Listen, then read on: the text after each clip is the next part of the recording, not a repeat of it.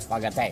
अडानी पर संसद में घमासान अभी भी जारी है। कई सारे सवाल हैं, उन पर सिलसिलेवार ढंग से चर्चा करेंगे। हमारे साथ एक बड़ा पैनल भी जुड़ेगा। विवेक बिंद्रा मेरे साथ जुड़ेंगे, फाइनेंशियल एक्सपर्ट है, मोटिवेशनल स्पीकर हैं और इन्वेस्टर भी हैं। रीना गुप्ता जी आपकी प्रवक्ता मेरे साथ जुड़ेंगी और जैसा मैंने कहा सुरेंद्र राजपूत और डीके दुबे साहब मेरे साथ जुड़ ही चुके हैं। विवेक बिंद्रा जी, जो सवाल पूछा गया कि इनकी नेटवर्थ 8 बिलियन से 140 बिलियन कैसे हो गई, और क्या आपको लगता है कि जो आरोप लगा है कि प्रधानमंत्री मोदी जी जो है सब कुछ करवा रहे हैं अडानी के फेवर में? प्रधानमंत्री मोदी जी करा रहे हैं नहीं करा रहे हैं, ये विपक्ष को जरूर प्रश्न पूछना चाहिए और विपक्ष को बहुत बधाई, उनका काम है ये, तभी हमारे देश की जो गवर्नमेंट है इस समय वो रेगुलेटेड रहेगी। तो मैं बिजनेस की बात जरूर करूंगा, बड़ी कमाल की बात बताऊंगा, हो सकता है वायरल हो जाए आपके चैनल से। आज आप चौरसिया जी आपको खुशी होगी, सत्य परेशान हो सकता है, पराजित नहीं हो सकता। शानदार वापसी की है अडानी ने, प्रोपेगेंडा फॉल फ्लैट हो गया है, अडानी वापस आ गए हैं। अडानी इस समय one of the top gainers हो गए amongst the world richest. 7 out of 10 groups जो है इनके वापस आ गए, पूरा जंप मार गए हैं। अडानी फ्लैगशिप स्टॉक कर वापस जंप कर गया 25%, $6 बिलियन वापस रिकवर कर गया लोगों का। फोर्ब्स ने बोल दिया अडानी वापस टॉप 20 रिच में आ गए, इस समय 17वें सबसे अमीर आदमी हो गए। वो कहते कि मेरा पानी उतरता देख किनारे पर घर मत बसा लेना, मैं समंदर हूं। मेरा पानी उतरता देख किनारे पे घर मत बसा लेना, मैं समंदर हूं, लौट कर वापस आऊंगा जरूर। हरीश साल्वे जो कि एक्स आप जानते हैं लॉयर रह चुके हैं अडानी ग्रुप के, आज अंबानी ग्रुप के लॉयर है, और वो अडानी ग्रुप के साथ में खड़े होकर क्या बोले कि पहले हम विदेशी इन्वेस्टर्स को we used to woo them, हम उनको बुलाते थे आ जाओ आ जाओ आ जाओ। अब पूरा विदेश हमारे अडानी जी को बुला रहा है इस समय और वही दिल जला रहा है इस समय। That is causing the heart burn. TV Somanathan finance secretary वो क्या बोल रहे हैं, जितना टर्मोइल आया है वो इस समुंदर में चाय के प्याले के मुकाबले, इतने बड़े समुंदर में चाय के प्याले के मुकाबले कुछ नहीं हो रहा भारत को। भारत बिल्कुल ठीक है इस समय, कोई समस्या नहीं आ रही। अश्वत्थ दामोदरन ये हमारे गुरु है, मैं भी इनको अपना गुरु मानता हूं। न्यूयॉर्क स्टॉक एक्सचेंज के लिए एनवाईटी यूनिवर्सिटी के फाइनेंस के प्रोफेसर हैं, वर्ल्ड के वैल्यूएशन गुरु है। कह रहे हैं Adani with all it's flaws is a competent player in infra business. कह रहे हैं डिस्प्रपोर्शनेट डिपेंडेंस जो उनकी ग्रोथ हुई है वो डिपेंडेंट डेट पे थी, ये ग्रोथ एक्स्ट्रा डेट लेने के कारण हुई है। पर डेट है किसका?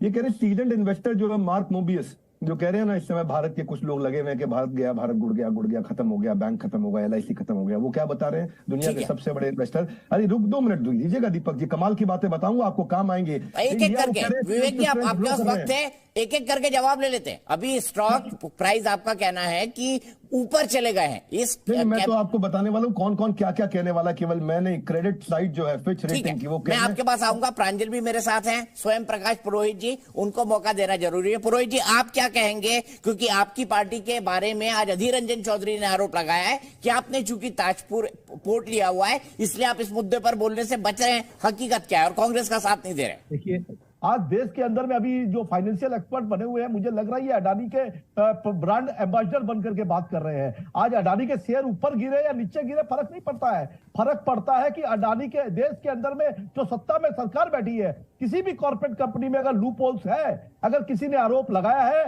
तो उस पर जांच होनी चाहिए। ये जांच से पीछे क्यों हट रहे हैं? रही बात विदेशों की, तो भाई विदेशों में तो इनको मिलेगा ही। विदेशों में हमारे प्रधानमंत्री उनको लेके जा रहे हैं कि आप इनको दीजिए ठेका, आपको ले जाएंगे। कल आपको अगर एयरपोर्ट मिल जाएगा, बजट में 50 एयरपोर्ट सैंक्शन हुए हैं, 50 एयरपोर्ट किसके लिए बना रही है सरकार? अडानी को बेचने के लिए। तो ये जो हम दो हमारे दो वाली जो सरकार है कि हमको 2 जन को ही देखना है, किसी को नहीं देखना। अडानी समूह के साथ में जो भी इन्होंने धोखाधड़ी की है इसकी संपूर्ण जांच होनी चाहिए। ये बैठ करके हंस रहे हैं विवेक बिंद्रा जी, इनको सोचना चाहिए कि ये देश के अंदर में गरीबों का पैसा है। एलआईसी में किसका पैसा लगता है? लाइव शेयर मार्केट नहीं करता है गरीब आदमी, वो अपने जीवन की पूंजी लगाता है इंश्योरेंस के अंदर में। अभी क्या है एलआईसी की जो अवस्था है कि आप शेयर मार्केट में लगा दीजिए, जिस दिन अडानी जी गए डब्बे में सबके पैसे गए डब्बे में। ऐसा ही तो होना है।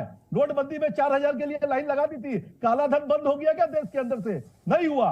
यही बात दीदी ने उस समय कही। पुरोहित जी यही रुकिए, मैं फिर आऊंगा आपके पास। आपने विवेक बिंद्रा जी का नाम लिया, विवेक बिंद्रा जी हंस रहे हैं। विवेक जी आपके लिए 90 सेकंड, फिर मैं प्रांजल के पास जाऊंगा। भाई उन्होंने एक बात ठीक बोली, स्वयं प्रकाश जी, मैं आपको थोड़ा और प्रकाशित करता हूं, क्या बढ़िया बोलते हैं आप। मैं अडानी का ब्रांड एम्बेसडर हूं, आपने ठीक कहा है। मैं बिल्कुल ब्रांड, मैं हर व्यापारी का ब्रांड एम्बेसडर हूं।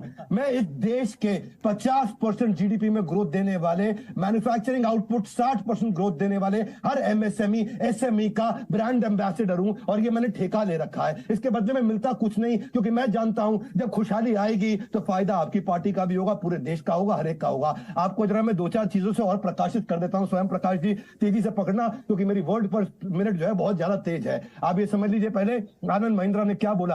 आनंद महिंद्रा की बात सुन लीजिएगा। वो कह रहे हैं मैंने इस देश में अर्थक्वेक भी देख लिया, ड्रॉट भी देख लिया, रिसेशन भी देख लिया, वॉर भी देख लिया, टेरर भी देख लिया, अटैक भी देख लिया, लेकिन भारत के अगेंस्ट मत बोलना, भारत फिर वापस आएगा। विनायक चैटर्जी क्या बोल रहे हैं कि इनका जो धंधा है पोर्ट का, एयरपोर्ट का, सीमेंट का, रिन्यूएबल का, सॉलिड है, स्टेबल है, जनरेटिंग हेल्दी कैश फ्लो है। कौन है विनायक चैटर्जी? सीआईआई के चेयरमैन है। आप देवेंद्र चोकसी की बात बता देता हूं। केआर चोकसी होल्डिंग क्या बोल रहे हैं? रिकवरी वापस आ रही है, क्योंकि प्रीपेमेंट कर रहे हैं, शॉर्ट कवरिंग है, टेक्निकल सारे के सारे ठीक है। आपने बैंक की बात करी, एसबीआई का 0.8% लगा उनकी लोन बुक का, केवल 27,000 करोड़, 54,000 करोड़ का सैंक्शन था। इन्होंने एसबीआई से पैसा ही नहीं लिया। दिनेश खारा बैंक के चेयरमैन बोल रहे हैं सब कुछ ठीक है। रुकिएगा 2 मिनट। बैंक ऑफ बड़ौदा क्या बोल रहा है? बैंक ऑफ बड़ौदा बोल रहा है देश के जो 10 एक्सपोजर है जिनको लोन दिए गए।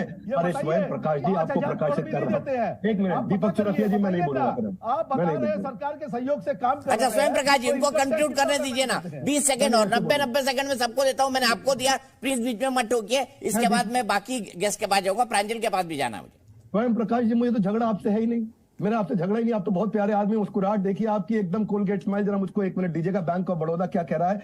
जो 10 सबसे बड़े लोन दिए गए थे हमारे देश में, उसमें अडानी का नाम नहीं है, बहुत छोटा है। एक्सिस बैंक क्या कह रहा है? हमारी लोन बुक का 0.94% दिया है, ये इतना छोटा है कि हमें फर्क नहीं पड़ता, हमारे प्रोविजन से बहुत ज्यादा छोटा है ये। इंडसइंड बैंक क्या कह रहा है? केवल 0.5% लोन दिया है हमने अडानी ग्रुप को अपनी लोन बुक के, ये बिल्कुल रिकवरी में है। और हिंडनबर्ग के बारे में 3 बातें बता देता हूं। क्रिमिनल इन्वेस्टिगेशन उनके ऊपर यूएस में चल रहे हैं, उनके बैंक अकाउंट बंद कर दिए गए थे क्योंकि उनकी फ्रॉड प्रैक्टिस हैं, और उनको बैन कर दिया गया कोई भी रिपोर्ट पब्लिश करने के लिए। एनवाई स्टॉक एक्सचेंज की, न्यूयॉर्क स्टॉक एक्सचेंज पर रिपोर्ट पब्लिश नहीं कर सकते, वो भारत आते हैं, क्योंकि भारत में बहुत लोग हैं। रुक जाइएगा जरा। अमेजॉन ने 10% एम्प्लॉइज को निकाल दिया जब उनका शेयर डाउन हुआ। गूगल ने 6% एम्प्लॉय को निकाल दिया जब शेयर डाउन हुआ। फेसबुक ने 13% एम्प्लॉय निकाल दिया जब शेयर डाउन हुआ। अडानी का शेयर 50% डाउन हुआ, एक भी आदमी को नहीं निकाला। ठीक है, क्या जो एक आरोप लगा रहे फाइनेंशियल सेक्टर से जुड़े लोग कि भाई इससे हमारी भारत की ग्रोथ जर्नी पर अटैक करने की कोशिश की जा रही है, आप इसको कितना ठीक मानते हैं?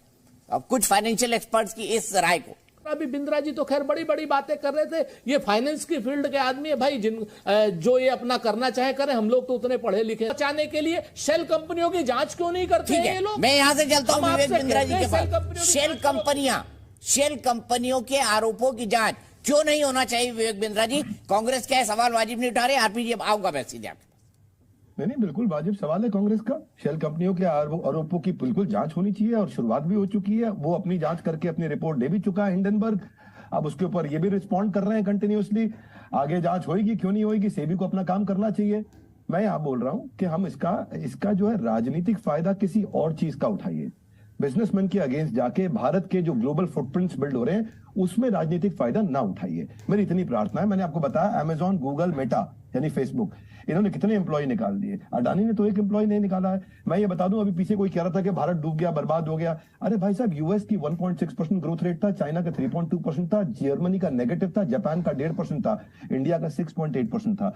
जहां पड़ोसी देश हो रहे हैं फेल, वहां हमारे दियो में अभी भी बचा हुआ है तेल। जीएसटी कलेक्शन हमारा रिकॉर्ड हाईएस्ट हुआ है, 10.5 लाख करोड़ से हम 13.5 लाख करोड़ पे चले गए, 25-26% ज्यादा हुआ है। श्रीलंका का पता नहीं है आपको, उनका राष्ट्रपति भाग गया, वर्स्ट इकोनॉमिक क्राइसिस है इस समय, इन्फ्लेशन रेट 302% है वहां पे। पाकिस्तान आपको पता नहीं है कि बता दिया गया है कि साउथ एशिया की सबसे वीकेस्ट इकोनॉमी है, बिजली चली गई, सब खत्म हो गया, इन्फ्लेशन वहां 48% है पाकिस्तान में। मैं क्षमा चाहता हूं, ये बांग्लादेश में, पाकिस्तान में तो बहुत ही बुरा हाल है। पाकिस्तान का जो उनका स्टेट बैंक है, स्टेट बैंक ऑफ पाकिस्तान, उसके पास $4 बिलियन बचा, यानी कि 3 हफ्ते का पैसा बचा इंपोर्ट करने के लिए।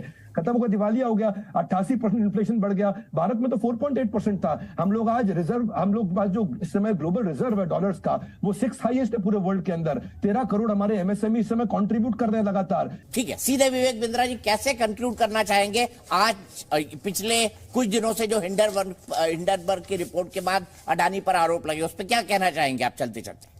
2-3 बात क्विकली समझा देता हूं। पॉलिटिक्स का फायदा उठाइए। पॉलिटिक्स में बिजनेसमैन को गिरा के नहीं, भारत को गिरा के नहीं। अडानी का पीई ज्यादा था, मैं मानता हूं। कंपनी ओवर वैल्यूड थी, सब जानते हैं, मैं भी मानता हूं, सब मानते हैं। अडानी में रिटेल इन्वेस्टर था ही नहीं, पैसा डूबा ही नहीं है रिटेल इन्वेस्टर का, बहुत कम रिटेल इन्वेस्टर था। अडानी का पी 300 पार था, रिलायंस का 25, इन्फोसिस का 27, टीसीएस का 31, लेकिन अडानी ड्रॉप करने के बाद भी 168 पे गया। हम समझते हैं बात को, ओवर वैल्यूड है कंपनी, परंतु अडानी भी झूठ बोल रहे, एसबीआई भी झूठ बोल रहा, एलआईसी भी झूठ बोल रहा, फाइनेंस मिनिस्टर भी झूठ बोल रही, आरबीआई भी झूठ बोल रहा, पीएनबी भी झूठ बोल रहा, सेबी भी झूठ बोल रहे, सबके सब झूठ बोल रहे, राजनीतिक फायदा उठाने वाले सच बोल रहे। मैं आपसे यही बात कहना चाह रहा हूं कि बिजनेस है, रियल बिजनेस है। एसएनपी ने बोल दिया, एसएनपी ग्लोबल सब नंबर 1 रेटिंग देने वाली कंपनी, मूडी नंबर 2 रेटिंग देने वाली कंपनी, वो बोल रहे हैं भाई सब कुछ कंट्रोल के अंदर है, बिजनेस चल रहे हैं, कैश फ्लो के बिजनेस है। अडानी एनर्जी गैस इस समय आज देश की इतनी बड़ी बिजली प्रोड्यूस कर रहा है, धंधा चल रहा है, पैसा आ रहा है, कागज ऊपर नीचे हुआ है। कंफ्यूज मत होइए, राजनीतिक फायदा बिजनेसमैन को माफ कर दीजिए, उसको छोड़ के कहीं और उठा